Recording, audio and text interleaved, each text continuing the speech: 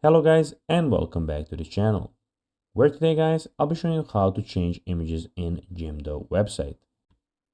Now guys, the first thing that you of course need to do is go to jimdo.com and you'll be greeted with a screen looking something like this. Now when you did that, you just need to go and log into your profile. But guys, if you do not have one, you can always go and register to Jimdo. But guys, if you do not know how to do that, you can always go to our YouTube channel where we have plenty of how to Jimdo videos where you can see how you can do this. Now guys, that we got that out of the way, let's see what we actually have in front of us here. So as you can see here, we have the official website of Jimdo where you have a lot of things to do. So a successful business needs a professional website.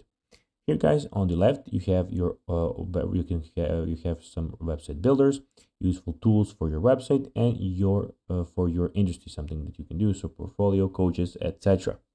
You here have also the online store where you can see our online store builder, useful tools for your store, and you have business tools where you can see a logo for your business, more useful tools, etc. Here you have a knowledge guide, of course, and the help center where you can go and ask them any question that you actually have. And here you have some things about your profile where you have your dashboard and where you can log out of your profile.